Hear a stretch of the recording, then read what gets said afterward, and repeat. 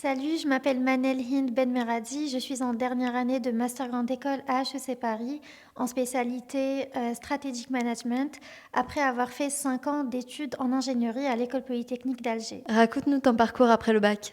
Alors déjà, j'ai eu un bac scientifique en spécialité mathématiques. Suite à ça, j'ai fait une prépa d'ingénieur sous 2 ans. Donc c'est sensiblement le même système en Algérie qu'en France. Donc c'était 2 ans de classe préparatoire, à la suite desquelles on a passé un concours national. Suite à ça, j'ai fait la spécialité génie industriel à l'École Polytechnique d'Alger, donc pendant 3 ans. Et suite à ça, donc j'étais ingénieure en génie industriel. Peux-tu nous parler de ton expérience à Polytechnique? Alors les 2 années étaient hyper intenses et challengeantes, un peu la même chose qu'en France. Donc la prépa est très très dure mentalement et ça demande beaucoup de travail, de discipline.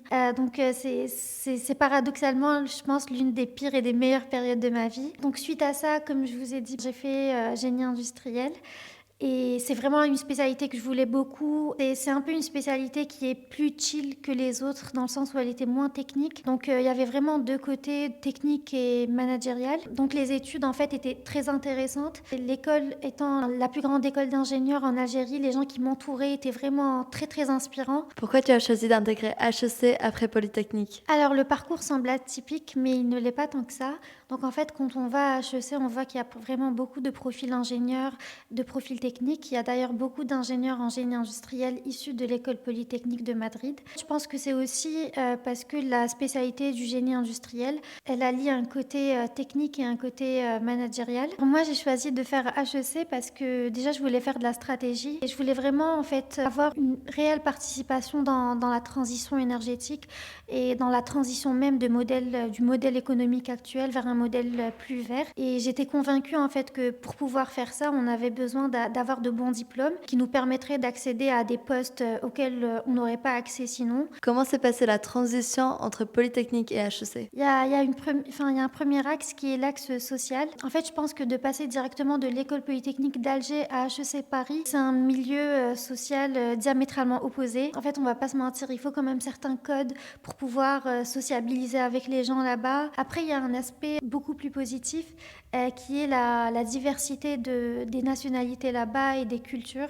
Et après, par rapport à l'intensité des cours, je pense que quand on a fait une école d'ingénieur, l'intensité des cours, elle nous fait moins peur quand on fait autre chose. Est-ce que tu peux me parler d'une semaine type à HEC? Alors en fait, il n'y a pas de semaine type à HEC. En fait, il y a des semaines où on étudie beaucoup, il y a des semaines où on étudie moins. Mais je pense qu'aussi, en fait, ce qui caractérise les études à HEC, c'est que c'est vraiment un système américain où on a moins de cours mais énormément de projets de groupe. Quelle matière ou spécialisation t'ont le plus marqué à HEC? Alors, je dirais tout simplement la spécialité que je fais actuellement, qui est le Strategic Management. Je pense que ce qui m'a le plus marqué, c'est le fait que les cours soient réellement en concordance avec, entre guillemets, le monde professionnel. Mais là, en fait, je pense vraiment que les cours, ils nous préparent vraiment à appréhender différents aspects du business ou en général du monde professionnel. Quels sont tes objectifs professionnels après HEC? Comme beaucoup de gens à HEC, j'aspire à devenir consultante en stratégie, mais aussi parce que je pense que c'est vraiment le moyen qui me permettrait le plus d'apprendre très rapidement et d'être très très exposée en fait, parce que je pense que in fine c'est ce qui caractérise le conseil en stratégie,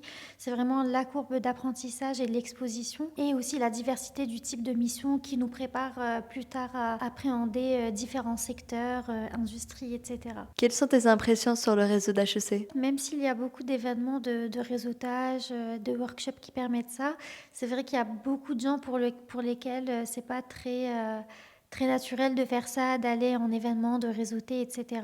Donc en fait, moi, je pense que ce qui m'a le plus aidé, c'était de contacter des gens qui avaient aussi fait du coup l'école polytechnique d'Alger et qui en fait savaient à quel point c'était dur en fait de venir, d'être directement exposé à tout ça. Quel conseil donnerais-tu aux personnes qui envisagent d'intégrer une business school après un parcours technique? Je pense qu'une personne qui a un parcours purement technique aura toujours un intérêt à enrichir ses connaissances avec des concepts en business. Et je pense que ça pourrait aussi vraiment agir en booster de carrière pour accéder à certains postes. Je pense qu'il y a des concepts qu'il faut vraiment quand même maîtriser et qui agissent quand même en notre faveur quand on veut accéder à d'autres postes.